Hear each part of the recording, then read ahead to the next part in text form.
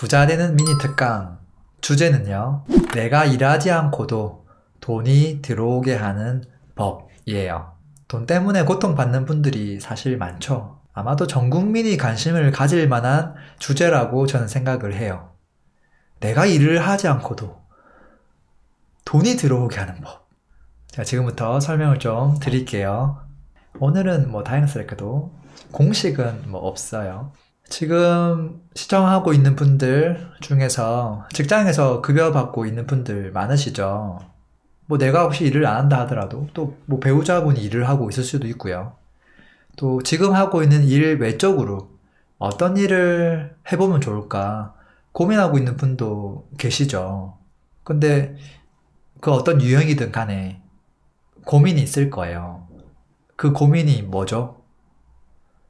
그 고민의 그 실마리를 쫓아가 보다 보면 결국 우리는 그걸 만나게 돼요. 어떻게 하면 노동소득이 아닌 불로소득을 만들 수 있을까? 어떤 일을 해야 그게 가능할까? 어떻게 해야 그게 가능할까? 아마 그 고민들을 자주 하실 것 같아요. 지금 회사에서 지금 또 시청해주고 계신 분도 있고요. 또 야근하고 지금 듣는 분도 계시고요. 또 매번 꿈을 꾸지만 현실은 계속 제자리라고 말씀해 주시는 분도 있어요. 근데 여러분도 지금 그렇지만 사실 저도 그랬거든요. 저도 회사 생활 10년 동안 일 죽도록 하고 약간 일 중독도 좀 있었던 것 같고요. 또 일이 아닌 자기 개발에 대한 중독도 있었던 것 같아요. 그리고 이제 회사를 그만두고 나면 소득이 제로가 되니까 봉양해야 될 가족들이 있고 또 애들도 있고 내가 좋아하는 일만 하겠다고 선포하고 회사를 그만두기에는 너무 이제 철이 든 거죠. 철이 안 들었으면 좋았을 텐데 너무 빨리 철이 들어서 저는 2011년부터 차근차근 준비를 조금씩 한 것 같아요.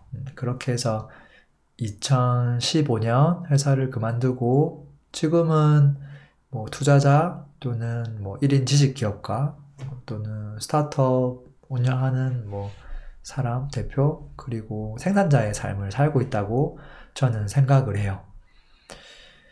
제가 2015년 홀로 서기를 하고 나서도 사실은 내가 일하지 않고 돈이 더 많이 들어오게 할 수 있는 법에 대해서 고민을 많이 했어요. 그리고 그것을 고민으로만 멈추지 않고 다양한 책도 좀 살펴봤고요. 또 제가 기존에 갖고 있던 생각들도 많이 바꾸고 또 그 생각을 현실에다가 실험도 많이 해봤어요. 그러다 보니까 노하우도 좀 생겼어요. 그래서 제가 그동안 깨달은 것들에 대해서 여러분들과 지식을 좀 나누고 싶어요. 이제 본론으로 들어가 보죠. 불로소득, 노동소득, 어떤 게 좋은 소득일까요? 여러분은 어떤 게 더 좋은 소득이라고 생각이 드세요? 불로의 로가 노동할 때 노죠. 그러니까 노동 없이 벌 수 있는 소득이죠. 가끔씩 저는 노동소득이 더 좋아요 하는 분 없나요? 그래요. 압도적으로 불로소득이 많네요. 또 소신있게 8310님 노동소득 이렇게 말씀해 주셨어요. 누군가 이렇게 얘기했어요. 나이를 먹고도 노동소득으로 생활을 꾸려가는 것은 어리석은 짓이다. 나이를 먹고도 노동소득으로 생활을 꾸려가는 것은 어리석은 짓이다. 저도 과거에 그런 사람 중에 한 명이었거든요. 사실 어리석은 사람. 물론 지금도 지금 방송에 참여하지 않은 많은 분들은 여전히 노동소득이 신성한 거라고 또 최고다라고 믿고 있는 분들도 많이 있을 거예요. 근데 노동소득은 한편으로는 저주이기도 해요. 저주. 노동소득은 저주다. 좀 심하게 이야기하면 대중들이 생각하는 일반적인 생각들 그리고 그 생각에 따라 어떻게 행동하는지를 보면 이게 탁 맥락이 우리 인생의 맥락이 딱 나와요. 먼저 20대에는 공부를 하죠. 그때는 돈이 전혀 없으니까요. 돈을 벌고 있지도 않은데 어떻게 뭘 할 수 있겠어요? 공부를 하죠. 30대가 되면 이제 직장을 얻고 노동 소득을 일으킬 수 있는 노동 투자를 하게 돼요. 40, 50대가 되면 이제 슬슬 은퇴를 걱정하면서 금융 투자를 해요. 그러다가 이제 뭔가 종잣돈의 크기가 좀 많아지고 여윳돈이 생기면 이 돈을 좀 어떻게 하면 더 잘 굴릴 수 있을까? 자본 투자를 고민하게 되는 것 같아요. 금융소득하고 자본소득은 약간의 차이가 있어요. 뭐, 말장난일 수는 있는데, 제가 생각하는 금융투자는 이제 제도권에서 권장하는 투자예요.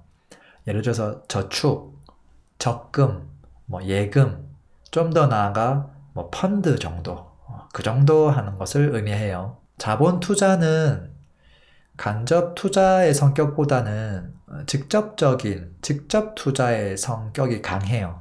그래서 뭐 주식도 마찬가지고요. 직접 투자를 하거나 아니면 부동산을 하거나 이제 그런 거죠. 그리고 조금 더 나아가서 자본 투자는 그런 거예요. 과거에 우리들 자신이 30대, 뭐 40대도 마찬가지고요. 30, 40대의 피크 나이 때 정신적으로, 육체적으로 모든 걸 다 바쳐서 시간에 투자를 하고 돈을 벌었잖아요. 그러니까 앞으로 그렇게 열심히 일할 사람들에게 투자를 하는 거죠. 이 내가 가진 자본을 가지고.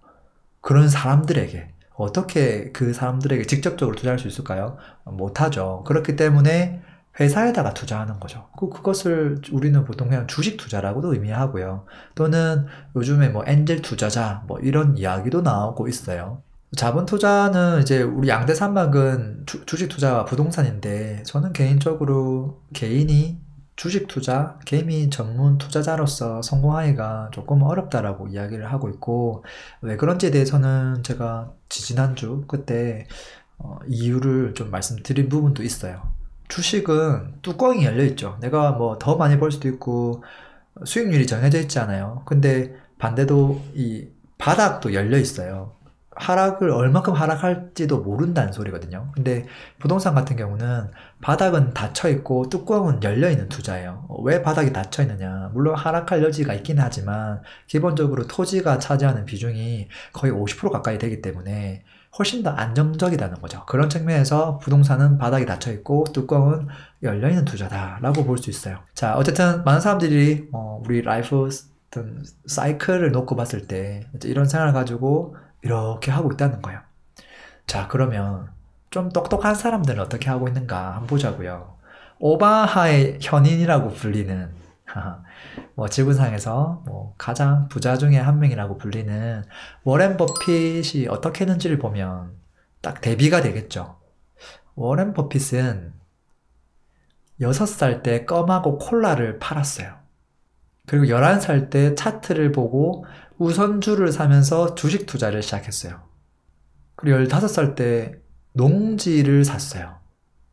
17살 때는 핀볼 머신 대여 사업을 했고요. 10대 후반이 되어서는 교사보다 많은 월 수입을 기록했다고 해요. 26살이 돼서는 합작회사를 설립을 했고요. 근데 이 합작회사는 이제 투자하는 회사인데 가족, 친척, 친구들 돈을 모아가지고 투자를 굴려주는 회사인 거죠. 그리고 그때부터 시작해서 27살 때부터 만까지 13년 동안 연 평균 수익률이 30.4%.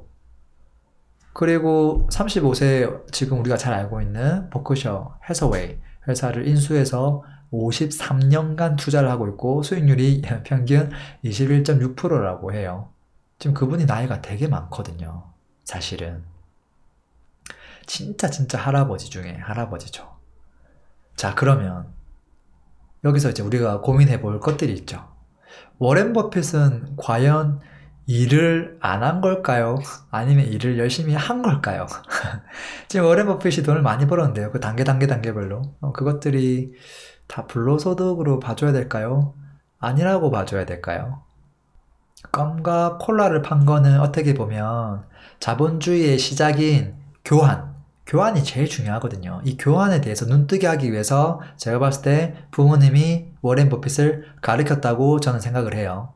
제가 예전에 워렌 버핏이 했던 뭐 엄청난 일 4가지 이렇게 해서 올렸던 영상이 있거든요. 제가 뭐 시간이 되면 위에다가 하나 그 링크를 한번 올려드릴게요. 그리고 차트, 주식 투자한 것은 어떻게 보면 이제 기업체 투자하는 주식 투자를 한 거고요. 그리고 핀볼 대여머신 저거는 어떻게 보면 사업체를 운영한 거고요. 그리고 그 이후로는 합작회사를 설립해서 직접 투자를 한 거고요. 투자회사 설립하고. 그래서 이 모든 것들이 보면 자본주의를 이루는 대부분의 것들이 여기 다 들어있어요. 제가 생각하는 건 뭐냐면 결론부터 이야기하면 많은 사람들은 근로소득이 아닌 노동소득이 아닌 불로소득을 원하는데요. 그 중간계가 있어요. 중간계. 그 중간에 다른 세상이 또 있다라는 거예요. 사람들이 믿는 돈의 종류는 2가지예요. 이렇게 보면 열심히 일을 해야 들어오는 노동소득, 그리고 열심히 일하지 않아도 들어오는 돈, 불로소득. 돈의 종류는 이렇게 2가지가 있습니다 라고 사람들이 믿고 있는데 저는 그 중간계가 있다고 믿어요.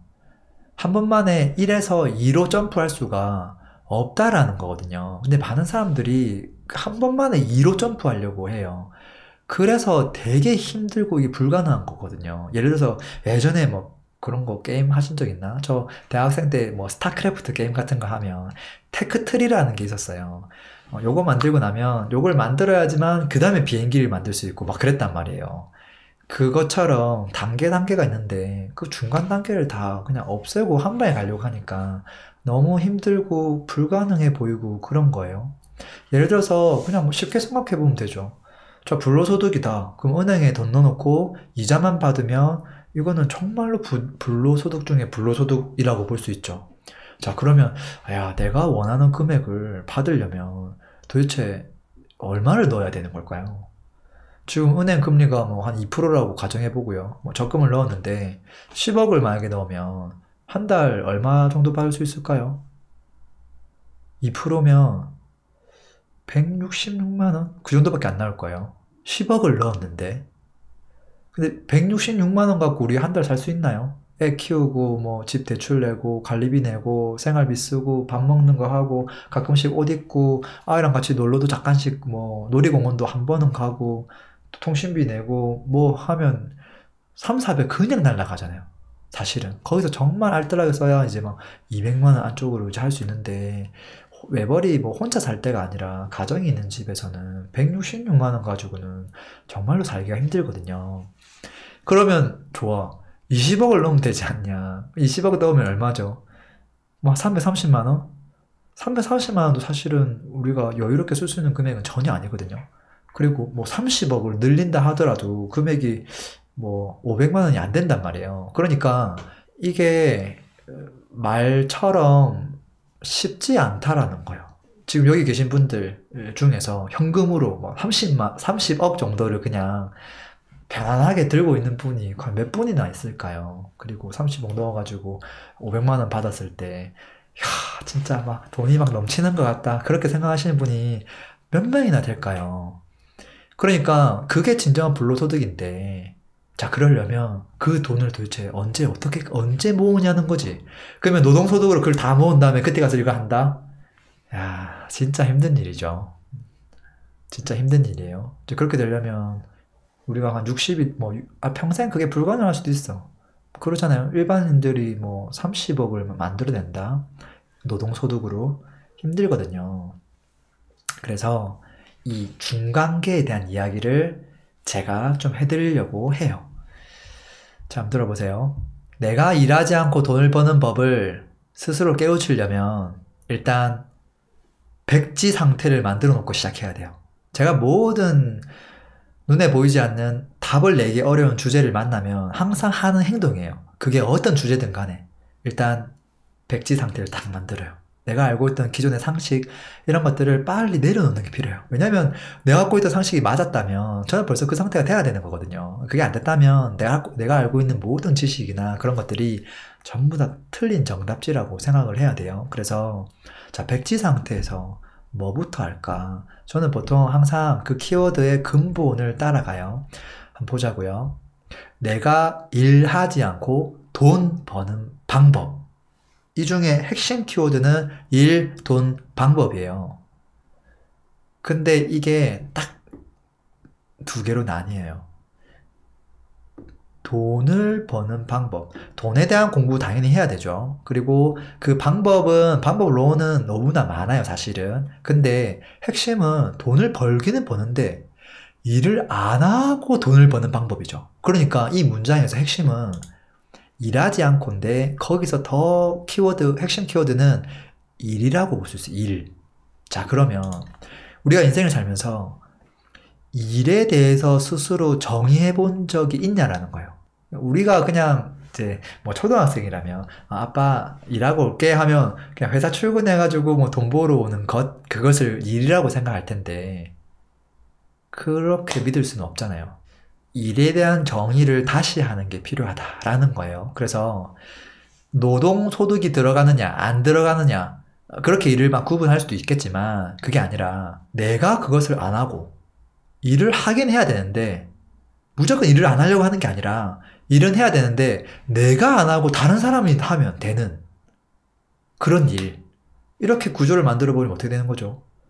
어떻게 보면 나는 일을 안 한 것이 되거든요. 이건 되게 좋은 방법이 되는 거죠.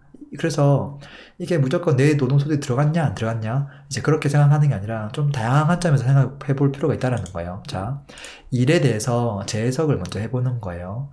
제가 생각하는 해석이에요.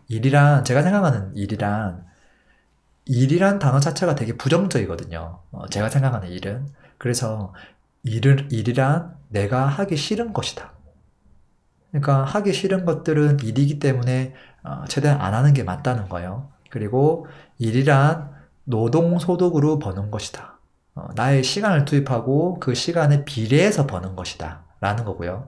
일이란 그만두면 수입이 갑자기 제로가 되는 것이다. 그 순간부터.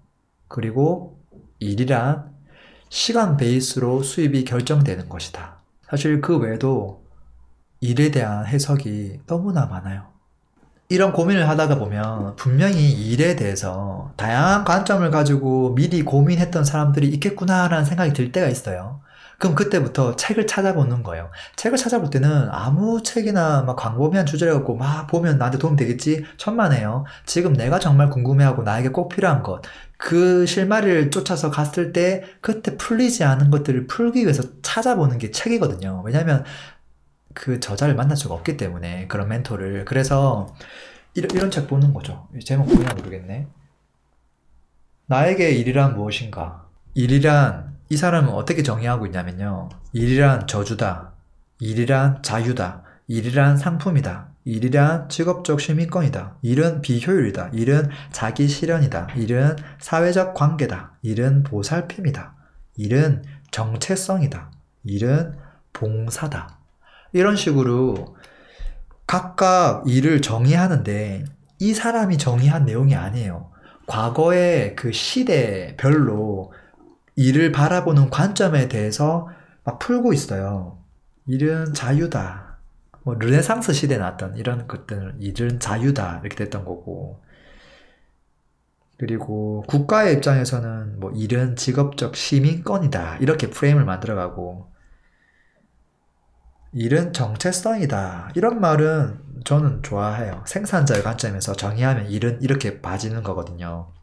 일은 내가 하기 싫은 것이다. 이건 어떻게든 안 해야 되고요. 자, 일은 노동소득으로 버는 것이다. 그러면 노동소득이 아니라 이거를 형태를 좀 바꾸면 어떨까? 그래서 오프라인이 아니라 뭐 온라인으로 바꾼다거나, 아니면 1대1이 아니라 서비스 형태를 바꾼다거나, 뭐 그렇게.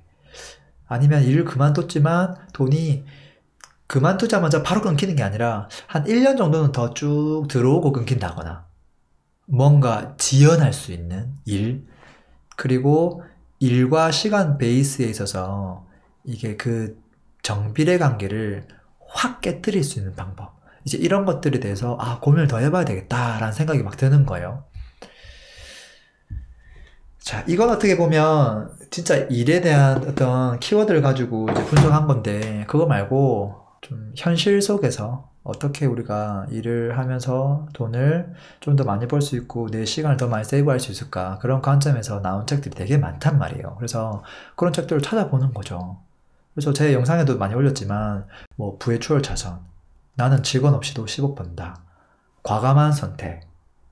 나는 나에게 월급을 준다. 뭐 파이프라인의 우화. 이런 책들은 전부 다 지금 이야기하고 있는 주제하고 겹치는 내용들이 분명히 많아요.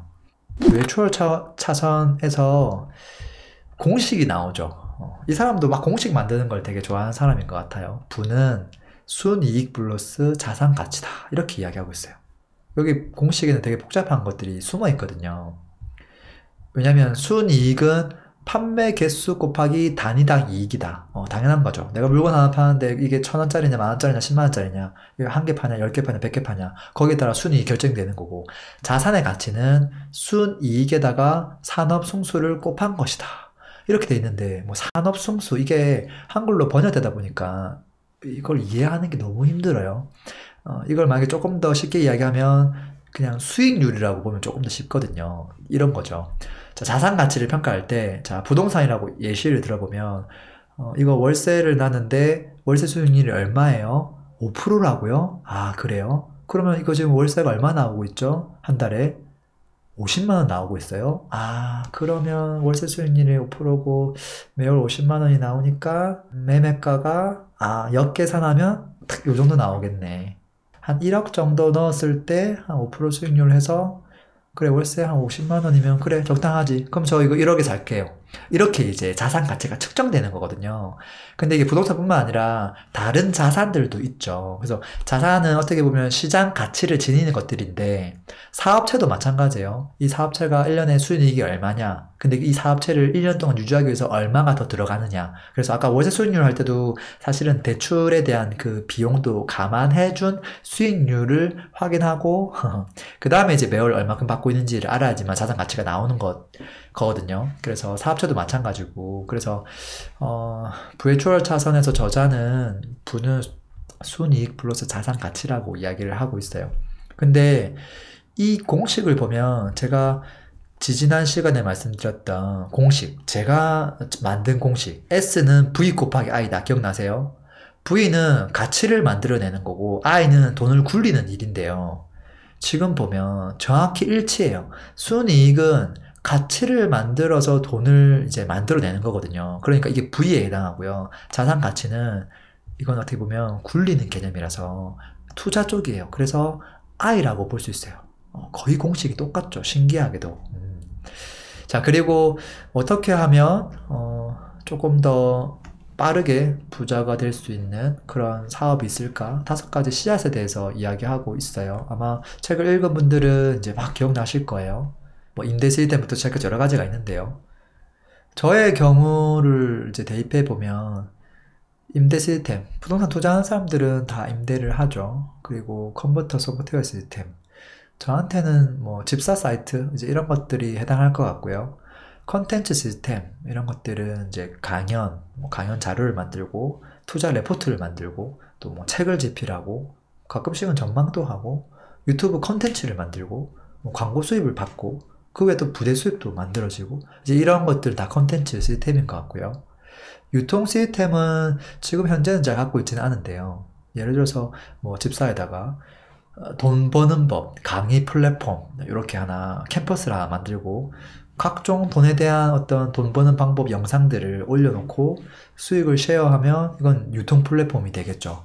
그리고 이제 인적 자원 시스템 이런 것들은 직원 의존도가 높은 회사를 말하는 건데요. 이건 제가 아직 할 수 있는 범주 안에 들어가 있지는 않아요.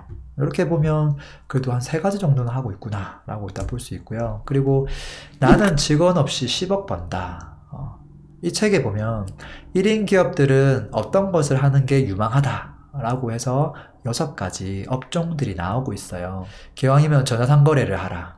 쇼핑몰 만들거나 뭐 네이버 스토어, 뭐 구글 애들 뭐 그런 것들 활용하면 좋겠다라는 거고, 또 이제 제조업 같은 경우는 개인이 1인 기업으로 제조업하기가 힘들잖아요. 그러니까 제조업을 하는 게 아니라 1인 사업체와 그것을 힘들어하는, 뭔가 이걸 제품을 만들고 싶은데 만들기 힘드니까 그런 만들 수 있는 공장을 연결해주는 그 비즈니스를 하라라고 이야기하고 있고요.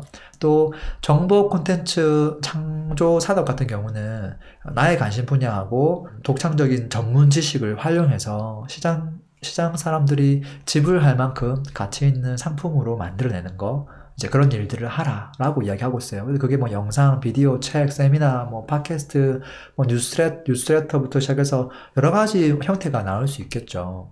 그리고 전문 서비스 같은 경우는 보통 이제 노동 시간에 비례해서 딱 돈을 버는 한계가 있는 영역이긴 한데요. 어떻게 하면 이걸 더 자동화시킬까, 아웃소싱 할까, 뭐 독립을 좀 계약화시킬까, 아니면 가격을 높일까, 뭐 그런 것들을 좀 더 고민하라, 이렇게 이야기하고 있고요.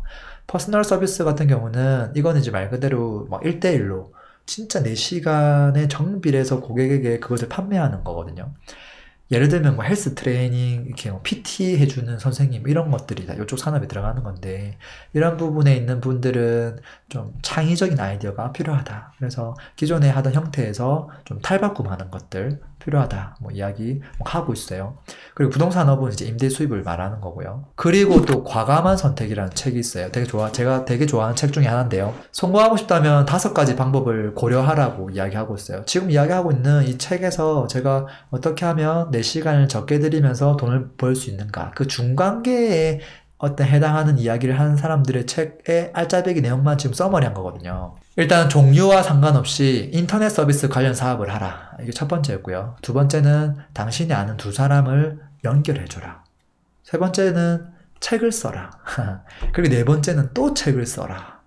이 저자가 책을 써서 뭐 1억 넘게 번 적은 없다고 해요. 그렇지만 책을 쓰다 보니까 결론적으로는 그 책을 읽은 고객들이 자신을 신뢰하게 되고, 그 신뢰로 인해서 다른 사업들을 할 수 있게 되었다는 거죠. 그래서 뭐 컨설팅도 하고 강연도 하고 또 TV, 라디오, 다른 미디어 참여도 할 수 있고, 또 글을 쓰는데 책을 내는 게 아니라 잡지나 어떤 기업에서 원하는 글을 기고하는 거죠. 그런 것들은 단가가 높거든요. 그렇게 하는 방법들 할 수 있다라는 거고, 그리고 우리가 잘 알고 있는 뭐 팀 페리스의 4시간, 또는 타이탄의 도구들, 뭐 그런 책들 보면 그 저자가 팀 페리스인데, 그 친구가 책을 쓰고 또 책을 쓰고 해서 컨설팅 같은 것들을 참 잘 엮어서 했다, 그런 내용도 여기 담겨 있거든요. 그리고 나는 나에게 월급을 준다, 이거 같은 경우는 어떻게 보면 약간 디지털 노마드 족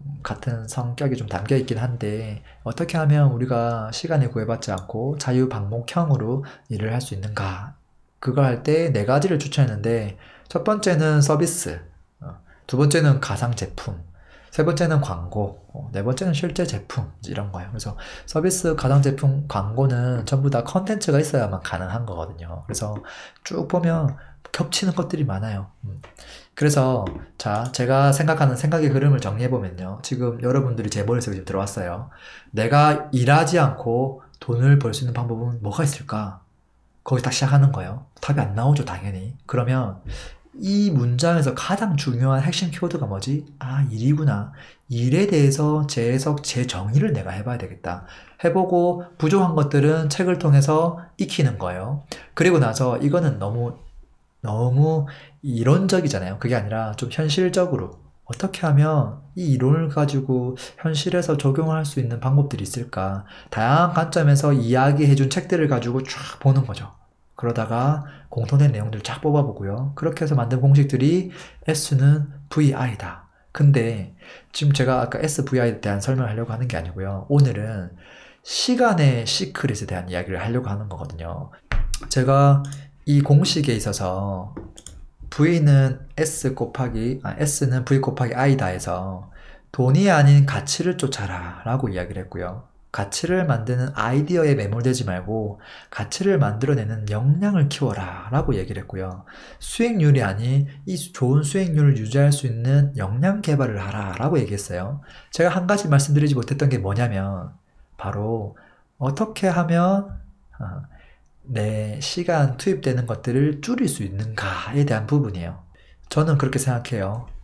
내가 일하지 않고 돈 버는 법, 그것은 시간으로부터 자유로워지는 법과 같은 말이다. 시간으로부터 자유로워지면서도 돈을 벌 수 있는 것이다. 정의를 조금씩 바꾸는 거예요. 내가 일하지 않고 돈 버는 법은 시간과 돈이 별개로 움직이게 하는 것이다. 별개가 중요한 거예요. 별개가. 일을 전혀 안 하는 게 아니라 일을 내가 요때 해두면 일을 안 한 시간에도 막 돈이 벌어지거나 이제 그런 것도 되게 좋은 것이다 라는 거예요. 좀 더 가보죠. 보통 우리 많은 분들이 직장인이거나 뭐 또는 이제 자영업이거나 그렇단 말이에요. 그랬을 때 그분들의 시간과 소득의 관계, 그 도를 그림으로 그려보면 지금 보는 그림처럼 나올 거예요. 처음에 이제 직장을 구하면 갑자기 없던 소득이 땅 바로 생겨요. 그리고 나서 시간이 지나면 뭐 경험도 쌓이고 노하우도 쌓이고 뭐 그러면서 연차도 쌓이면서 돈을 조금씩 더 많이 벌겠죠. 조금씩 되게 미비하게. 뭐 어떨 때는 뭐 연봉 동결도 되고 물가는 올라가는데 역전되기도 하고 어떨 때는 뭐 삭감되기도 하고 어쨌든 뭐 이렇게 간다는 거예요. 일을 멈추면 수익이 제로가 된다. 그리고 일을 하는 동안에만 수익이 나온다. 그래서 지금 이 그래프의 한계가 이 두 가지에 의해서 극명하게 보이죠. 이게 딱 보이면 그때부터 고민을 많이 해야 돼요. 고민 많이 한 사람들 중에 이런 사람들 있죠. 사과는 왜 땅으로 떨어질까? 사과는 왜 땅으로 떨어질까? 사실 저도 이런 고민을 하는 걸 좋아해요. 근데 이미 수백 년 전부터 이미 다 고민을 다 해서 공식을 이미 다 발견해버렸어. 사람들이. 특히 과학 분야는 더 그런 것 같아요. 뭐 만류인력의 법칙, 운동의 법칙, 관성의 법칙, 가속도의 법칙, 반작용의 법칙 전부 다 뉴턴이 다 찾았거든요. 내가 찾을 게 없어. 저는 요즘 관심 분야는 뭐냐면 과학이 아니라 지금 자본주의 시대가 들어온 지는 그렇게 오래되지 않았거든요. 이 자본주의 시대에서 맞아떨어지는 공식, 그 공식들은 과거 과학자가 연구 한 번도 해보지 못한 분야거든요. 그러니까 저는 어떻게 보면 자본주의 과학자라고도 볼 수 있어요. 그래서 제가 관심을 가지고 있는 화두는 이거죠. 시간과 소득이 별개로 움직이게 하려면 어떻게 해야 될까? 시간과 소득이 별개로 움직이려면 어떻게 해야 될까? 한번 상상해 보자고요. 우리가 지금 평지에서 달리기를 해요. 달리고 있어요. 앞으로 나아가죠. 왜 나아가죠? 우리 몸의 에너지를 쓰는 만큼 앞으로 나가는 거죠. 근데 중력에 의해서 우리를 계속 이걸 붙잡고 있죠. 우리가 계속 힘들도록. 가면 갈수록 힘들도록. 힘들어가지고 멈추면 어떻게 되죠? 멈추면 제자리죠. 제자리예요. 자, 그러면 무식하게 뛰지 말고 자전거를 타면 어때요? 자전거를 딱 타고 페달을 쫙 밟아. 밟은 다음에 마지막에 탁 멈추면 어떻게 돼요? 좀 더 가죠. 뭐 한 5m, 10m 더 갈 거예요. 쫙 가거든요. 근데 결국은 자전거도 중력 때문에 멈추거든요. 그리고 현실은 평지가 아니야. 심지어 오르막이야. 오르막이면 어떻게 되죠? 자전거 타다가 오르막인데 멈추면 바로 멈추죠. 자전거라 하더라도. 근데 자전거에 일단 저는 의미가 있다고 봐요. 자전거. 보통 이런 거예요. 기본적으로 하고 있는 일은 똑같은데 어떤 매개체를 조금 활용하느냐에 따라 바로 멈출 수도 있고 조금 더 갈 수도 있다라는 거예요. 예를 들어서 강연이라고 하는 똑같은 행위가 있는데 그걸 오프라인에서 했을 때랑 온라인으로 영상을 만들어서 배포했을 때랑 느낌이 약간 다르죠. 전자는 오프라인에서 강의할 때만 돈을 벌지만 후자는 영상을 만들어서 뭐 그 다음 달 또 배포할 수 있죠. 그러지 않나요? 음악도 마찬가지예요. 요즘 뭐 봄이 되면 그 누구죠? 봄바람 휘날리며 노래 나오잖아요. 그 친구 같은 경우는 봄만 되면 이제 저작권이라고 해야 되나? 저작료가 나오겠죠. 근데 처음에 그 곡을 발표하고 나서 그 최근에는 돈을 많이 벌었지만 매년 시간이 지나면서 수익이 낮아져요. 그쵸? 장범준의 벚꽃 엔딩 같은 것들 보면. 근데 음악도 마찬가지예요. 돈이 계속 늘어나는 구조는 아니에요.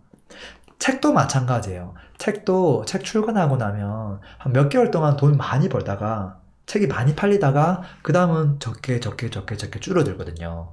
이게 어떻게 보면 자전거 같은 거예요. 자전거 같은 거. 그래서 이 매개체는 사실은 조금 중요해요. 무시할 수는 없어요. 그리고 지금 되게 중요한 제가 발견한 법칙이 있어요. 아까 자본주의 과학자라고 했죠. 램군이 발견한 시간과 소득이 별개로 움직이는 언덕의 법칙이라는 게 있어요. 언덕의 법칙이라고 들어보셨어요? 한 번도 들어본 적이 없을 거예요. 왜냐면 제가 세계 최초로 오늘 처음 공개하는 거니까. 그리고 어떤 책에서도 제가 보지 못했던 거니까. 그냥 온전히 제가 백지 상태에서 그린 거니까 처음 보실 건데요. 잘 봐요. 열심히 노력을 해요. 노력 정도가 점점점 쌓여요. 근데 그러다가 나중에 어느 시점이 탁 되면 그때부터는 힘을 안 들이는데도 불구하고 돈이 들어와요. 돈이. 몇 가지 사업 영역을 여기다 대입시켜 볼게요. 집필이라고 한번 생각해 보자고요. 책을 출간하는 일을 한다고 봐요. 그러면 제가 보통 책 출간하면 보통 아무리 못해도 2, 3개월 이상 걸리거든요. 그리고 한번 쓴 거를 다시 편고하고 이상한 작업들 많이 하기 때문에 또 2개월이 더 걸려요. 그러면 내가 만약에 한 3개월에서 5개월 정도를 바짝 열심히 해가지고 정말 인내의 시간을 가지고 책을 쓰잖아요. 마지막에 책이 완성되겠죠. 완성되고 나면 이 오르막 끝지점에 오는 거예요. 그렇게 출간이 딱 되면 내가 할 게 없죠. 내 시간은 거의 안 들어가거든요. 그냥 뭐 서점에 깔리고 이제 출판사에서 모든 걸 다 하니까 이제 그렇게 되면 그때부터는 내 시간은 들어가지 않지만 돈만 나오는 거거든요. 이게 어떻게 보면 내가 시간을 전혀 투입 안 했다고 볼 수가 없어요. 네, 그렇지만 수익이 들어오는 시점과 내 시간을 투입한 시점이 조금 별개로 움직이죠. 이원화가 되죠. 자, 그랬을 때 여기서 여러 가지 시크릿을 발견할 수 있어요. 어떤 사람은 언덕을 걸어서 올라가서 걸어서 내려오는 사람이 있고요. 어떤 사람은 지팡이를 짚고 가서 내려올 때 지팡이를 쓰는 사람이 있고요. 어떤 사람은 힘들게 산악 자전거를 끌고 올라가서 내려올 때 신나게 내려오는 사람이 있고요. 어떤 사람은 그 무거운 패러글라이딩을 메고 올라가서 내려올 때 하늘을 날면서 내려오는 사람이 있어요. 또 심한 사람은 아예 100명 막 자본 투입해가지고 케이블카를 만들어가지고 사람들이 오고 가게 하는 사람도 있죠. 여기서 말하는 언덕이 뭐냐면 일의 유형을 말해요. 이 유형은 뭐냐면 시간과 정비례의 관계에서 탈출할 수 있는, 시간과 정비례 관계와 상관없이 움직일 수 있는 일의 유형을 말해요. 그리고 자전거는 뭐냐면 이거는 일의 형태예요. 업종, 분야, 방법 이런 거예요. 그런 거예요. 그리고 내가 만약에 10억을 가지고 은행에 예치를 한다. 그럼 이게 어디가 가냐면 이거는 평지에다가 투자하는 거예요. 아무 노력도 안 하고 돈만 넣잖아요. 그럼 어떻게 되냐면 평지라서 수익이 그냥 고정적으로 그냥 쭉 들어오는 거거든요. 지금 이 언덕의 법칙에서 시크릿은 뭐냐면 오르막의 높이가 올라가면 올라갈수록, 그리고 내리막의 기울기가 크면 클수록 더 빠르게 더 많은 돈을 번다. 돈을 버는 속도가 이 내리막의 가속도에 달려 있어요. 근데 이 내리막의 가속도가 높아지려면 필연적으로 오르막이 높아야 돼. 우리 롤러코스터 타봤잖아요. 무조건 많이 올라가야지만 스릴이 있는 거거든요. 어떻게 하면 내가 지금 하고 있는 일을 오르막을 이게 막 올라가서 어느 순간 되면 얘가 내리막이 생기는 그런 일이 될 수 있을까? 이제 이런 것들을 막 고민해야 되는 건데요. 어쨌든 이 법칙에 있어서 내리막의 가속도가 돈을 버는 속도다 라는 거고, 언덕의 높이가 내가 만들어낸 가치의 크기다 라고도 볼 수 있어요. 많은 사람들은 가치와 투자를 조금 헷갈려 해요. 그걸 무시하고 퉁쳐서 보통 이야기하는 경향이 있거든요. 그게 제가 처음에 이야기한 거랑 거의 비슷해요. 사람들이 믿고 있는 돈의 종류는, 돈은 두 가지 종류가 있어. 열심히 일해야 들어오는 돈과 열심히 일하지 않아도 되는 돈이 있어. 이렇게 그냥 돈을 퉁쳐서 두 개로 막 쪼개고 있는데, 저는 이것부터 오류가 있다고 봐요. 왜냐면 돈을 버는 공식에는 V 곱하기 I라서 V와 I를 따로 떼놓고 생각해야 돼요. 그리고 이 투자는 당연히 불로소득이 될 가능성이 매우 높아요. 태생 자체가 얘는 불로소득이거든요. 왜냐면 돈을 버니까. 근데 가치는 사업도 마찬가지고요. 저작권도 마찬가지고, 이 가치는 필연적으로 나의 시간과 노력이 들어가야 돼요. 이게 어떻게 보면 가치가 제가 앞에서 얘기했던 이 언덕의 법칙하고 정확하게 매핑되거든요. 그래서 지금 적어놨죠. 투자는 원래 돈을 버는 구조이기 때문에 태생이 불로소득이다. 하지만 역량을 키우기 위해서 또 엄청난 시간이 소요된다라는 거고요. 사실 여기도 눈에 잘 보이지는 않지만 개인으로 봤을 때는 언덕 구간이 있다라는 거예요. 그리고 가치를 봤을 때는 시간과 노력으로 인해서 만들어지는 것이라서 죄송합니다. 이 친구는 태생이 근로소득이에요. 근데 이제 근로소득을 하면서도 어떻게 불로소득스럽게 만들 것인가, 시간과 돈이 들어오는 이 시점을 다르게 이원화할 수 있는가에 대한 생각을 좀 해야 된다는 거예요.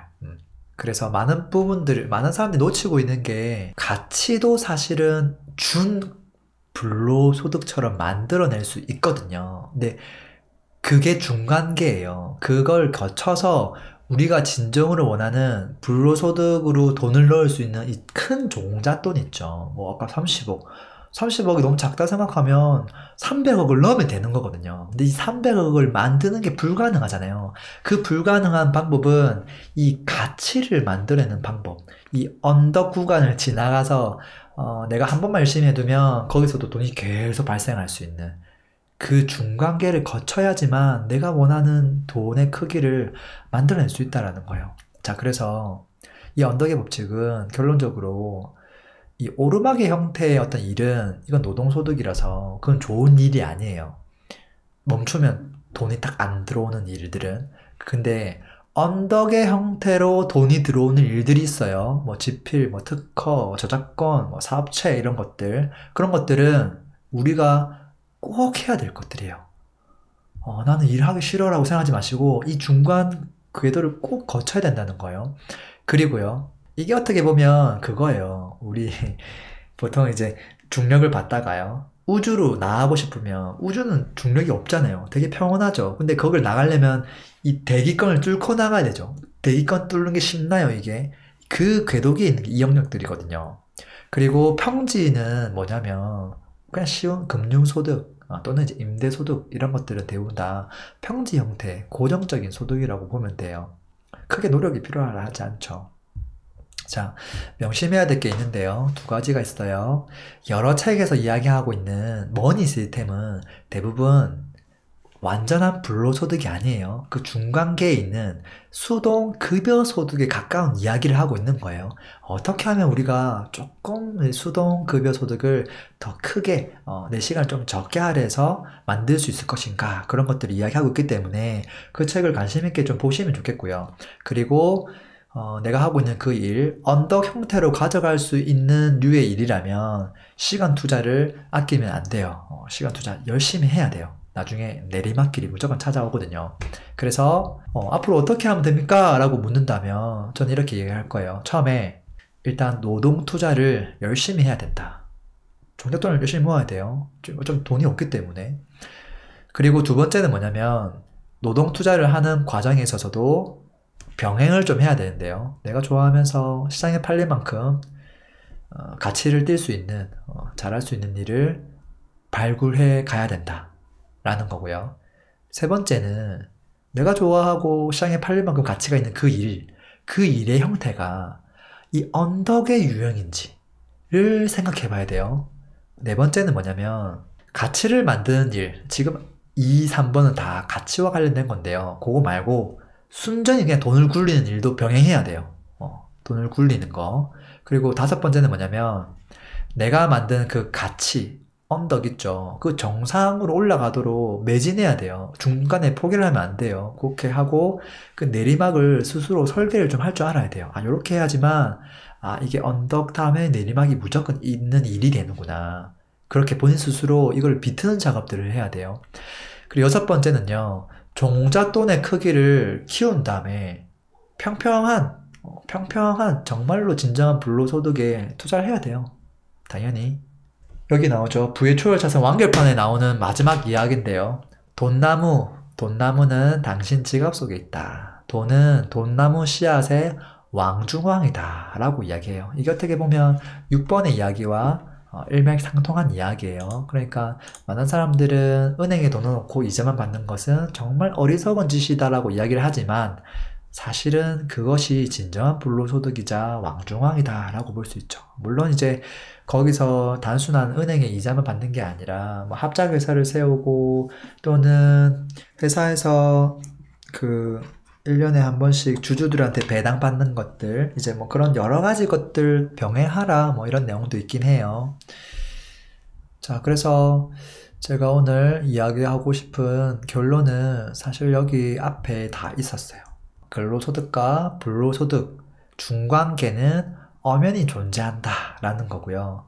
한 번만에 불로소득을 가려고 하지 말고 그 중간계가 있으니까 내 시간을 조금 적게 투입하면서 돈이 들어오는 그 시점이 이원화될 수 있는 그 형태가 어떤 게 있을까를 고민해 봐야 된다. 근데 이제 그걸 고민하는 사람들은 기본적으로 나의 일을 가지고 있는 사람만이 그걸 고민할 수 있어요. 그러니까 또다시 선행해보면 나만의 일을 먼저 찾아야 돼. 그래서 결국은 나의 정체성은 뭐지? 거기서 이제 질문이 또 시작하는 거거든요. 이게 풀리면 나머지 것들은 자연스럽게 쭉 풀리는 부분이죠. 이건 어떻게 보면 약간 기술적인 부분들도 여기 중간에 많거든요. 그래서 그런 것들 좀 참고해서 진정한 불로소득으로 차근차근 진행해 나가시면 좋을 것 같습니다. 획기적인 방법을 기대하시는 분도 있을 수 있을 것 같은데요. 그렇게 획기적인 방법은 저는 존재하지 않는다고 생각을 해요. 자, 오늘 미니 특강 어땠나요? 오늘도 처음 시청해주시는 분이 계시다면 해당 영상 좋아요 그리고 구독하기 알림까지 해주시면 너무 좋을 것 같습니다.